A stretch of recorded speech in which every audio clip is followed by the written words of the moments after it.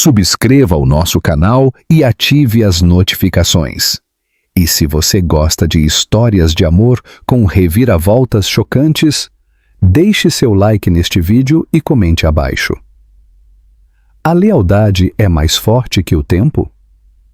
Agora, vamos à história da mulher que fechou a porta para um bilionário e depois o fez abrir os olhos para o futuro.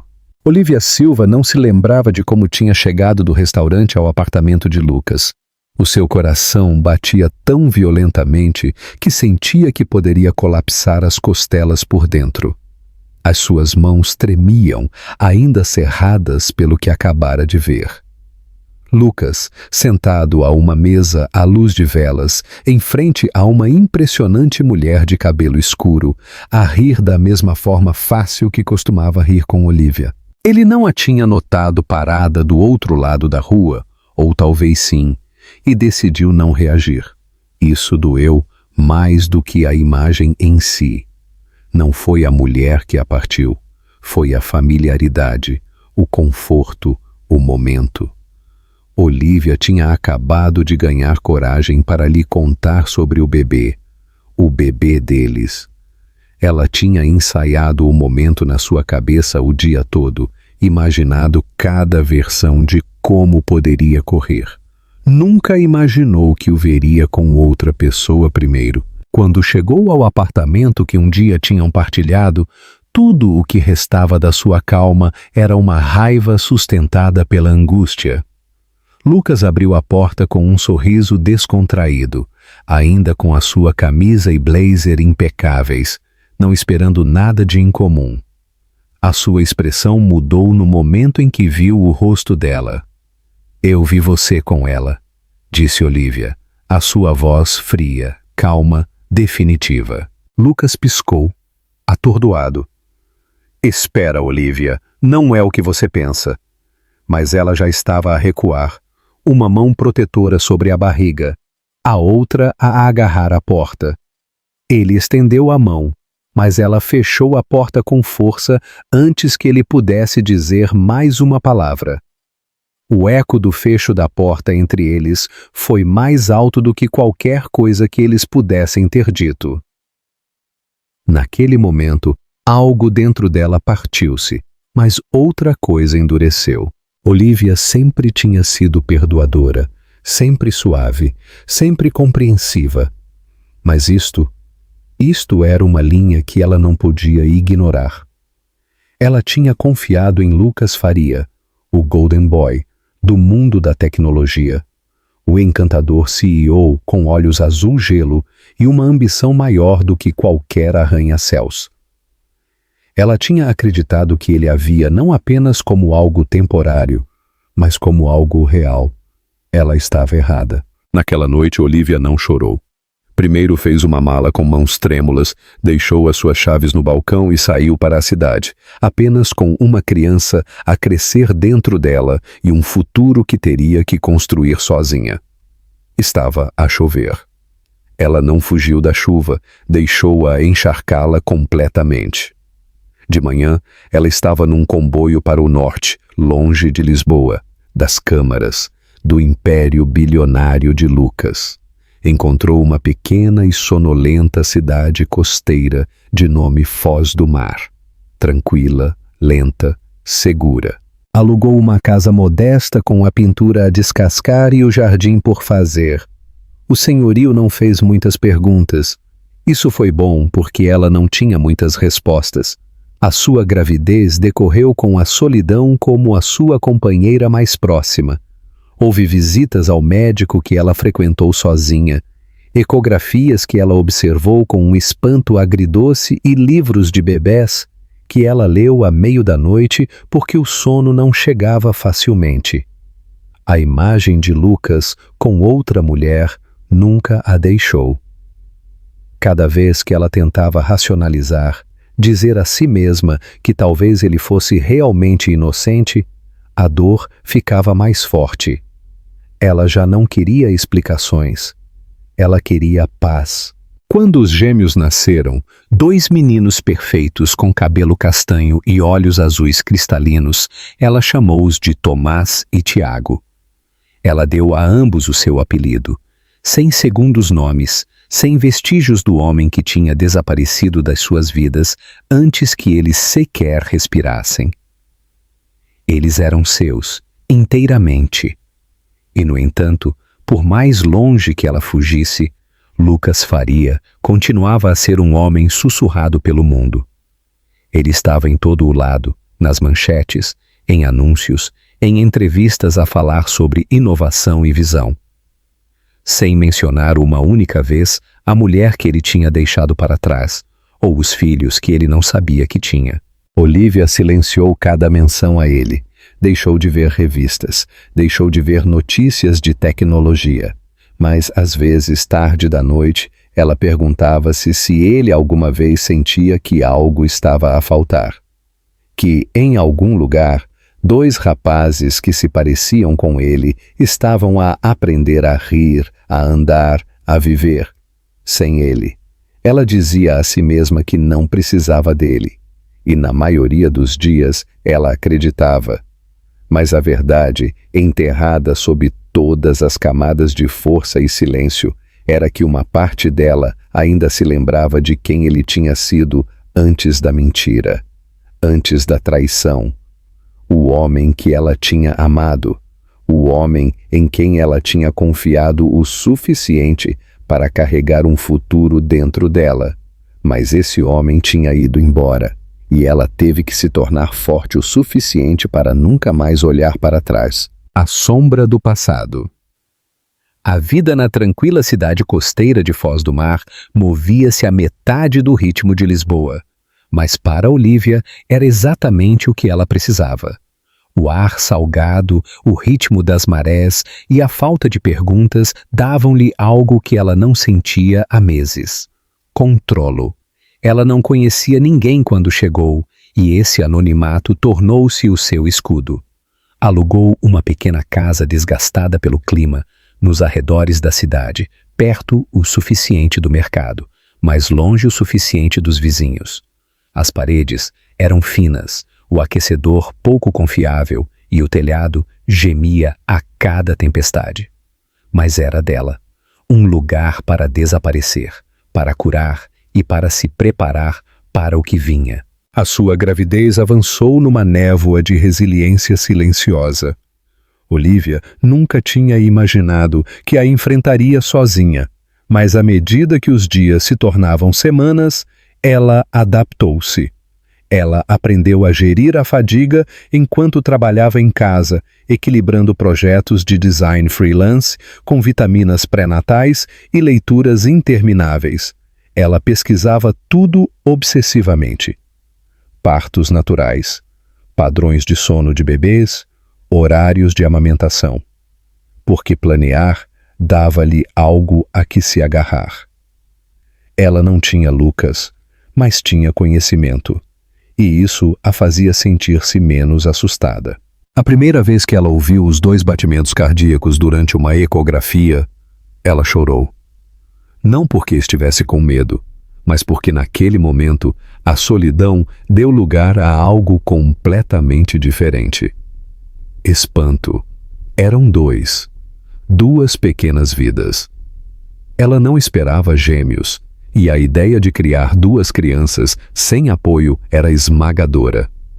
Mas ela também sentiu uma espécie de alegria elétrica. Significava que ela não estaria sozinha. Não de verdade. À medida que a sua barriga crescia, ela começou a falar com eles. À noite, ela deitava-se no seu velho sofá e falava suavemente para os pequenos que ela ainda não tinha conhecido. Ela contava-lhes histórias da sua infância, sobre o seu amor pela arte, pela música e pelas estrelas. Ela nunca mencionou o pai deles, nem uma única vez. Ela convenceu-se de que eles não precisavam de saber, de que o mundo deles estaria completo, mesmo sem uma peça em falta. Quando o parto chegou, foi longo e brutal. Olivia não tinha ninguém na sala de espera. Ninguém a andar pelos corredores com preocupação. Ninguém para segurar a sua mão quando a dor se contorcia no seu corpo como um raio. Mas ela aguentou com cada grama de força que ela tinha guardado na sua alma. Quando Tomás chegou, ele soltou um grito agudo e desafiador que ecoou pela sala. Momentos depois, Tiago chegou em silêncio, o seu pequeno peito a subir e a descer com a calma de alguém mais velho do que os seus minutos. As enfermeiras sorriram e chamaram-nos de crianças milagre. Olivia segurou os dois nos braços pele com pele e naquele momento soube que a sua vida nunca mais lhe pertenceria apenas a ela.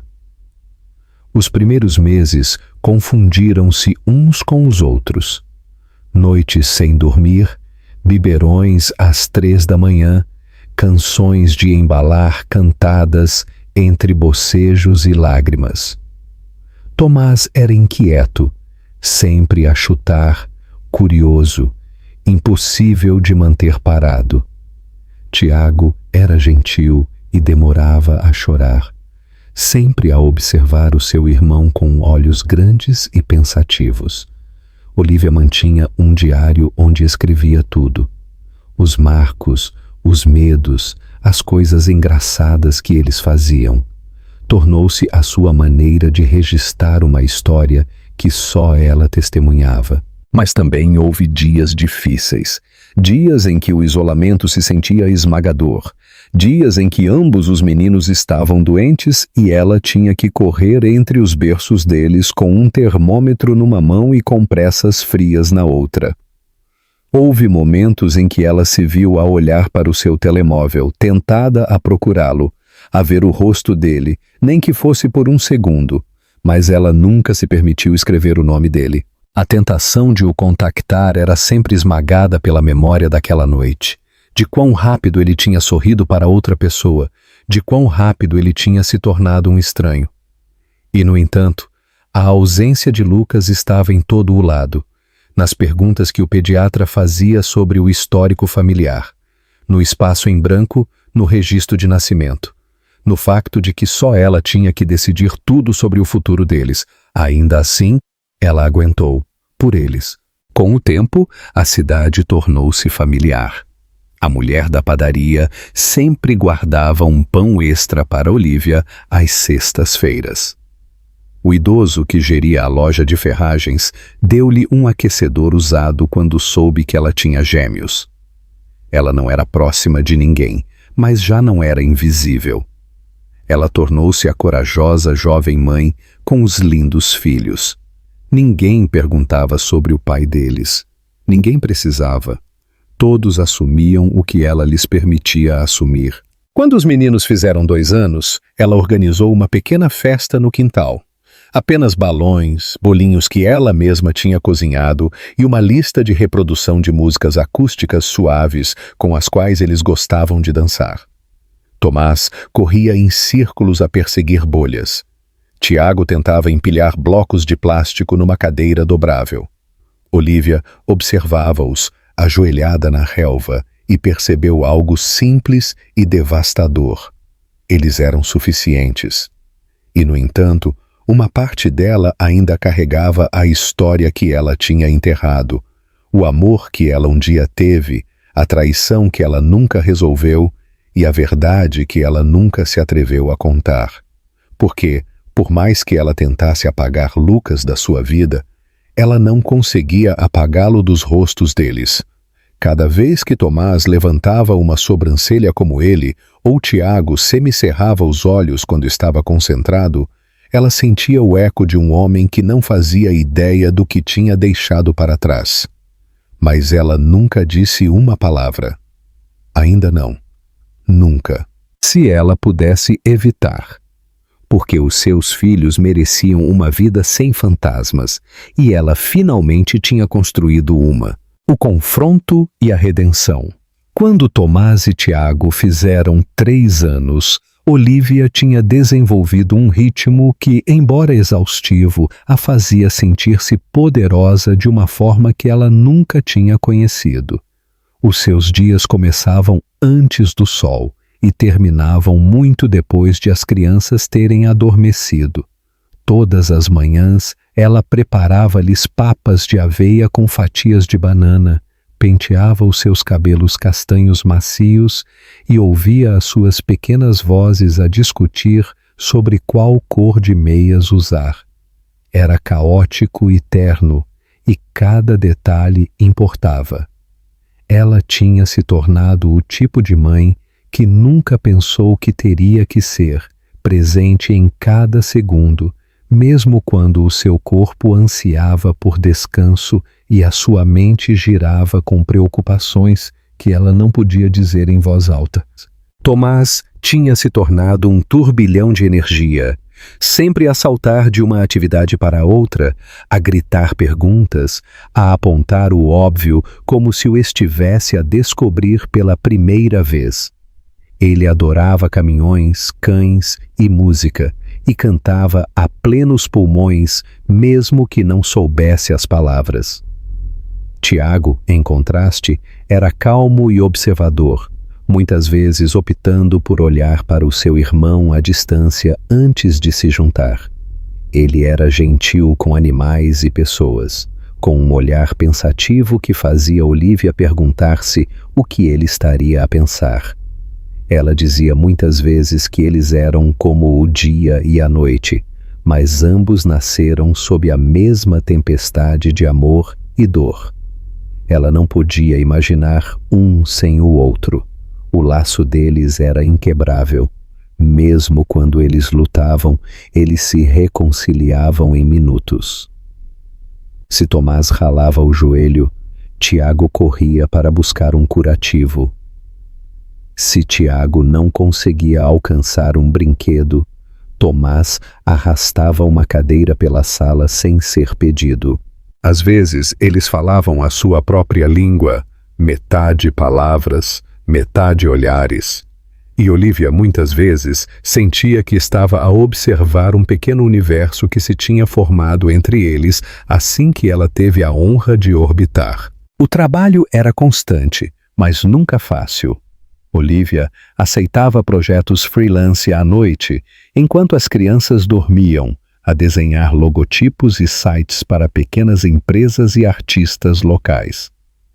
Não era glamuroso, mas pagava as contas, colocava comida na mesa e permitia-lhe ficar em casa com os gêmeos durante o dia. Ela sacrificou tudo por essa liberdade. Sono, conforto, vida social, mas valia a pena. Eles valiam a pena. Ainda assim, mesmo na segurança tranquila da vida que ela tinha construído, havia momentos de incerteza aguda. Às vezes, quando as crianças brincavam lá fora, Olivia sentava-se na varanda e olhava para a rua, meio que à espera de uma carrinha preta ou de uma figura familiar. Ela afastava o pensamento. Lucas não sabia onde ela estava, e mesmo que soubesse, ele não tinha vindo procurá-la. Essa era a verdade a qual ela se agarrava. Ele tinha tomado a sua decisão. Ela tinha tomado a sua. Então, chegou a foto. Aconteceu numa manhã quente de primavera no mercado. Olivia tinha levado as crianças a escolher morangos e girassóis, algo que eles faziam todos os sábados. Um fotógrafo local estava a documentar mães no seu habitat natural, a tirar fotos espontâneas de famílias como parte de um projeto de blog de bem-estar. Olivia não deu muita importância quando ele pediu para tirar algumas fotos. Ela concordou educadamente, pegou na mão de Tomás numa e na de Tiago na outra, e riu enquanto eles a puxavam em direção a uma pilha gigante de pão fresco. O fotógrafo agradeceu-lhe e deu-lhe um cartão de visita, prometendo identificá-la se as fotos fossem usadas. Ela esqueceu-se disso quase imediatamente, mas uma semana depois o rosto dela estava em todo o lado. A publicação do blog tinha se tornado viral. Mãe solteira de gêmeos rouba corações no mercado de Foz do Mar. Os comentários inundaram-se de elogios, perguntas, especulações. As pessoas queriam saber quem ela era, de onde ela vinha, como ela lidava com tudo sozinha. Alguém republicou no Twitter, depois no Instagram, depois em fóruns nacionais de parentalidade. Olivia tentou ignorar. Ela disse a si mesma que isso acalmaria. Mas a foto, ela a rir sob o sol com dois rapazes que refletiam os olhos de Lucas, agora flutuava pela internet como um farol. Ela não dormiu durante 3 noites depois de isso ter acontecido. A possibilidade de ser encontrada, de o seu passado a alcançar, roía cada canto da sua mente. Ela verificou o seu e-mail compulsivamente. Depois, odiou-se por o fazer. No 4º dia, aconteceu. Ela abriu a sua caixa de entrada e congelou. Uma nova mensagem, sem assunto. Remetente: Lucas Faria. Ela olhou para o e-mail por quase 10 minutos antes de clicar. Apenas 3 palavras estavam lá dentro. Olivia, sou eu. Sem explicação. Sem acusações. Sem raiva. Apenas uma presença a reaparecer no seu mundo como um fantasma, que de repente se lembrava de que um dia tinha sido real. Ela não respondeu. Não podia. As suas mãos tremiam. A sua respiração ficou presa na sua garganta. As crianças estavam a dormir a sesta. A casa estava em silêncio. Mas dentro do seu peito, tudo estava a gritar. Lucas a tinha encontrado. E nada voltaria a ser o mesmo. O caminho do perdão. Olivia não abriu o e-mail novamente durante 3 dias. Ela leu-o uma vez, aquelas 3 simples palavras, e depois deixou-o a repousar na sua caixa de entrada como um relógio que marcava o tempo. Ela continuou com a sua rotina, a vestir as crianças, a alimentá-las, a ir passear. Mas algo tinha se partido na calma que ela tinha construído tão cuidadosamente. Ela não conseguia parar de se perguntar como ele a tinha encontrado, se ele próprio tinha visto a foto ou se alguém a tinha enviado para ele. E, acima de tudo, ela perguntava-se por que, depois de todo este tempo, ele estava a entrar em contato agora. Na 3ª noite, depois de as crianças terem adormecido aninhadas na sua pequena cama compartilhada, Olivia sentou-se na escuridão à sua mesa da cozinha. A lâmpada por cima dela piscou suavemente, enquanto o cursor piscava num e-mail de resposta em branco. Ela não sabia o que queria dizer. Uma parte dela queria gritar, exigir respostas, atirar-lhe cada memória dolorosa em pedaços irregulares. Outra parte dela queria apagar o e-mail e fingir que ele nunca tinha chegado. Mas a parte que ela não podia ignorar era a que sussurrava a verdade. Ele tinha o direito de saber, não de reclamar, não de apagar o passado, mas de saber. A resposta dela foi curta. Não sei por que escreve, mas eles existem, são lindos e são meus. Não preciso de nada seu. Apenas preciso que entenda que não lhes deu nada até agora. Ela não esperava uma resposta. Ela enviou e fechou o portátil, como se fechá-lo pudesse selar a parte do seu coração que tinha acabado de se abrir novamente. O silêncio que se seguiu pareceu mais pesado do que qualquer palavra, mas Lucas respondeu, no dia seguinte: Eu não quero tirar-lhe nada. Eu só quero vê-los, ou a você. Eu cometi erros, mas, por favor, deixe-me pelo menos explicar o que aconteceu. Olivia olhou para o ecrã por muito tempo. Ela lembrou-se da sua voz, da sua risada, da maneira como ele costumava colocar uma mecha de cabelo atrás da orelha dela quando ela era teimosa demais para chorar. Ela também se lembrou da traição, da outra mulher, das chamadas não atendidas, do silêncio que se seguiu. E agora, aqui estava ele, a pedir uma conversa pela qual ele deveria ter lutado há anos, Ela não respondeu naquele dia, mas na semana seguinte ela disse-lhe para vir à Foz do Mar se ele estivesse a falar a sério. Ela não deu uma morada, nenhuma promessa, apenas um lugar e uma hora. O parque perto da água. Sexta-feira ao meio-dia. Ela não sabia se ele viria. Ela não sabia se ela realmente queria que ele viesse. A sexta-feira chegou com um céu meio cheio de nuvens e vento do oceano que trazia o cheiro de sal e algas.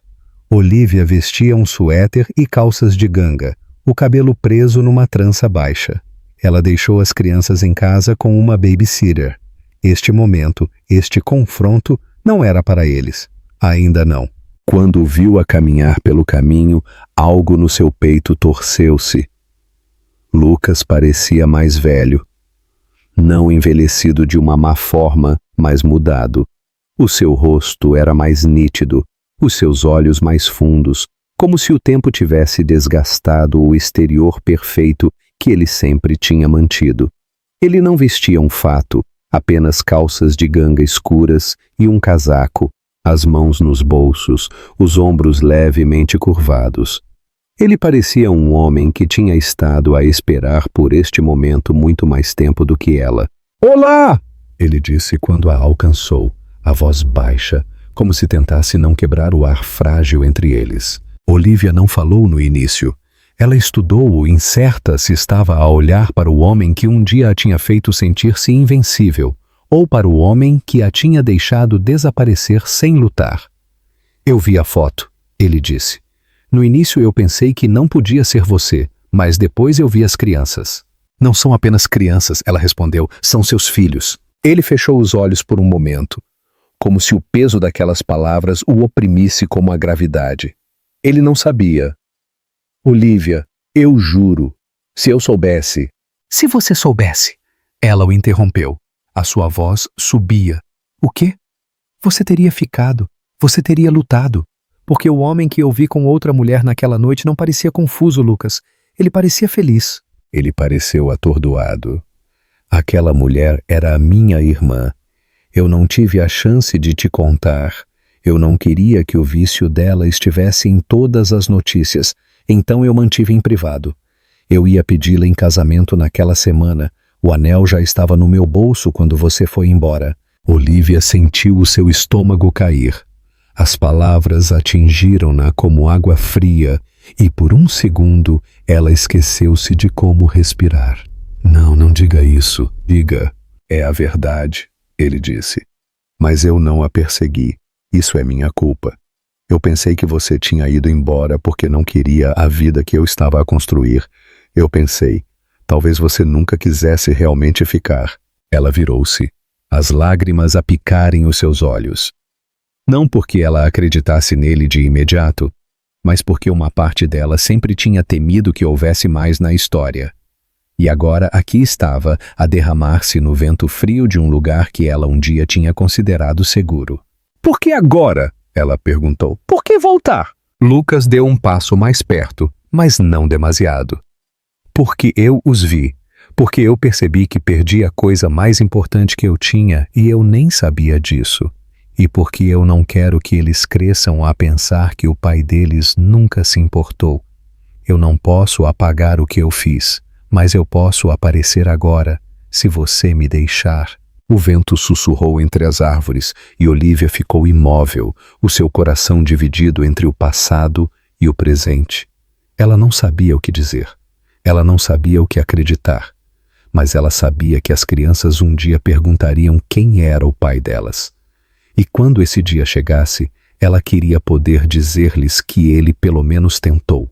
"Eu não prometo nada", ela disse. "Mas talvez você possa conhecê-los. Um passo de cada vez." Lucas assentiu, os olhos úmidos mais firmes. Um passo de cada vez. E pela primeira vez em anos, algo que tinha sido quebrado começou lentamente a consertar-se. Não com perdão, ainda não, mas com a verdade.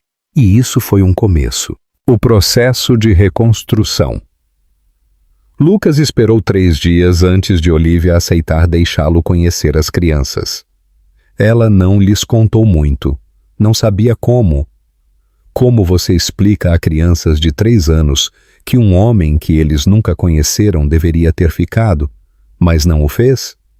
Ela disse-lhes que um amigo viria visitá-los. Ela ensaiou respostas na sua cabeça para as perguntas que eles pudessem fazer, mas esperava que eles não fizessem. O seu estômago ficou num nó o dia todo. Ela organizou o encontro no jardim botânico local, um espaço amplo e aberto, onde as crianças podiam correr livremente e ela não se sentiria presa. Ela não queria que eles se sentissem como se estivessem a ser examinados, e não queria que Lucas pensasse por um momento que aquilo seria fácil ou casual. Aquele era o momento mais importante das suas vidas até agora, mesmo que as crianças ainda não o entendessem. Lucas chegou cedo. Ele vestia-se de forma simples, com um suéter cinzento macio e calças de ganga escuras, e segurava um pequeno caminhão de brinquedo numa mão e um livro de histórias na outra. Olivia não tinha a certeza se os presentes eram uma boa ideia ou não, mas ela agradeceu que ele não tivesse vindo de mãos vazias. Ela fez-se de lado enquanto ele esperava nervosamente perto da entrada, a verificar o seu relógio, a olhar à sua volta como um homem que estava a tentar não entrar em pânico. Quando as crianças chegaram com ela, Tomás correu imediatamente para as flores, a gritar algo sobre encontrar uma borboleta. Tiago, mais cauteloso, agarrou-se à perna de Olivia, a olhar para Lucas com uma curiosidade tranquila. Lucas não os apressou. Ele agachou-se e esperou que eles se aproximassem. Depois, ele ofereceu o caminhão a Tomás e estendeu o livro a Tiago. Tomás, fiel ao seu estilo, pegou no caminhão sem hesitar e começou a fazê-lo correr pela gravilha. Tiago olhou fixamente para o livro. Depois, caminhou lentamente para a frente e pegou nele com as suas pequenas mãos. Lucas olhou para Olivia à procura de permissão. Ela deu-lhe um pequeno aceno de cabeça e então ele falou. Olá, ele disse suavemente. Eu sou o Lucas. Estou muito feliz por conhecê-los. Tomás não respondeu, muito concentrado em fazer sons de motor. Mas Tiago assentiu uma vez, sério e calmo, e disse: Olá. Esse foi o começo. Eles caminharam juntos pelos jardins por mais de 1 hora. Lucas manteve o ritmo das crianças, não assumindo o controle, não forçando a conversa.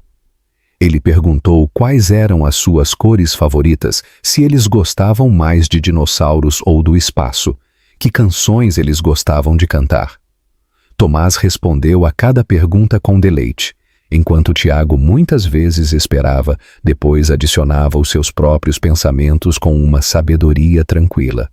Olivia observou-o a desenvolver-se com uma mistura de descrença e cautelosa esperança. Este era o homem que tinha perdido cada aniversário, cada febre, cada primeira palavra. E, no entanto, ele estava ali, presente, a ouvir. Enquanto se sentavam num banco debaixo de uma glicínia, Tomás subiu para o encosto e fingiu ser um pirata. Lucas ofereceu-se para ler para Tiago, que já estava a folhear as páginas do livro que ele tinha trazido. Olivia sentou-se ao lado deles, mas não falou muito. Não era preciso. Os seus olhos nunca se afastaram da cena. Um homem que um dia tinha desaparecido, a ler suavemente para uma criança que nem sequer sabia o que um pai deveria ser. Quando chegou a hora de ir embora, Tomás disse: Você vem à nossa casa da próxima vez? O coração de Olivia parou por um momento, mas Lucas olhou para ela antes de responder. Isso depende da sua mamã, ele disse. Mas eu gostaria. Tiago olhou para ele. Você sabe fazer panquecas? Lucas riu suavemente. Não muito bem, mas eu posso aprender. Naquela noite, depois de as crianças adormecerem, Olivia sentou-se na sua varanda, com um cobertor à volta das pernas, e olhou para a escuridão. Lucas tinha os acompanhado até casa, mas não ficou. Ele agradeceu-lhe. Ele disse que não a ligaria a menos que ela dissesse que estava tudo bem. Ele deixou-a sem pressão, sem promessas, apenas com a sensação de que algo poderia finalmente estar a mudar. Ela pensou em como seria fácil voltar a cair no passado, imaginá-lo a abraçá-la como ele costumava, a sussurrar desculpas e sonhos que eles um dia partilharam. Mas ela não era a mulher que ele tinha deixado para trás. Ela agora era mais forte. E ela não estava a fazer aquilo por nostalgia. Ela estava a fazê-lo por Tomás e Tiago, pela oportunidade de eles poderem conhecer uma versão do pai deles que não era perfeita, mas era presente. Isso, mais do que tudo, era o que eles mereciam. E se Lucas continuasse a aparecer, não com grandes gestos, mas com uma consistência tranquila, talvez, só talvez, ele pudesse tornar-se alguém que valesse a pena perdoar. Não pelo passado, mas pelo futuro que eles ainda podiam construir. Assine o nosso canal e ative as notificações. Deixe seu like se você também acredita no poder do perdão e da redenção. Nos diga nos comentários qual foi o momento mais tocante nesta jornada de reconciliação para você. O futuro construído com paciência. Nas semanas seguintes, Lucas começou a aparecer todos os sábados de manhã como um relógio. No início, Olivia manteve as coisas com cautela. Nunca o deixou sozinho com as crianças. Ela sempre ficava por perto, a observar com uma intensidade tranquila. Mas pouco a pouco, à medida que observava a sua paciência constante, a sua atenção suave e o esforço sincero nos seus olhos, ela começou a baixar a guarda, peça por peça. As crianças, no entanto, não precisaram de ser convencidas.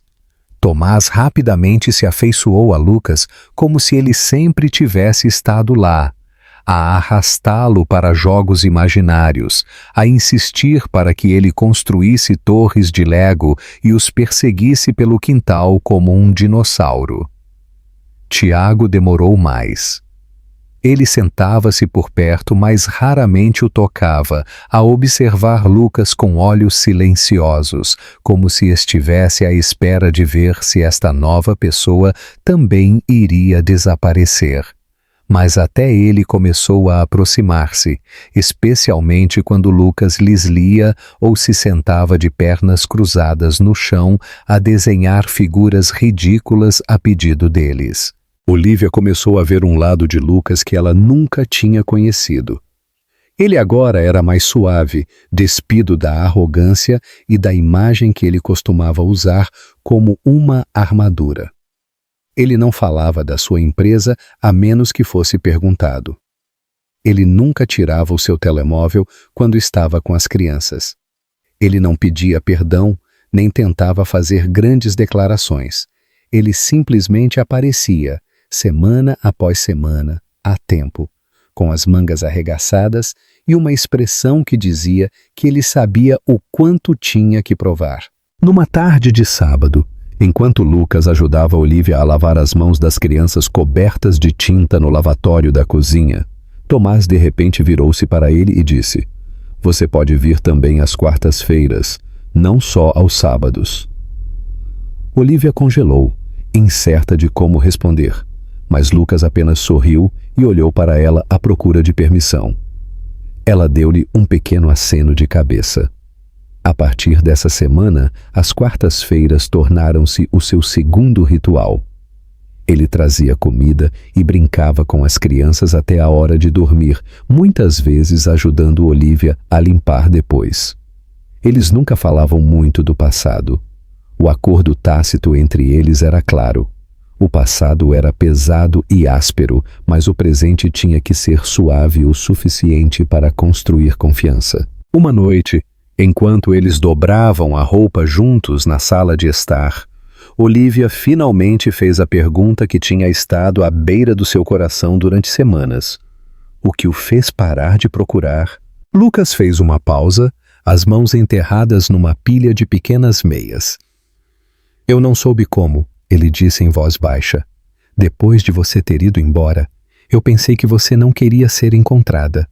Eu pensei que você me odiava tanto que desaparecer era a sua maneira de me dizer que tudo tinha acabado e honestamente eu não sabia se eu merecia encontrá-la. Ele olhou para ela então, os olhos cheios de algo que parecia arrependimento encharcado em verdade. Mas eu devia ter tentado mais. Eu devia ter sabido que você não teria ido embora sem uma razão. Olivia não respondeu de imediato. A risada das crianças ecoava do quarto deles pelo corredor. Ela pensou nas noites que ela tinha passado a embalá-los para dormir, nos aniversários que ela tinha planeado sozinha, na solidão que ela tinha combatido como uma doença. Você perdeu tanto, ela sussurrou. Você perdeu tudo. Lucas assentiu lentamente. Eu sei, e eu nunca vou recuperar esse tempo, mas se você me deixar, eu quero estar aqui para tudo o que vier. A conexão deles não se tornou romântica novamente. Ainda não. Mas algo mais profundo estava a formar-se entre eles.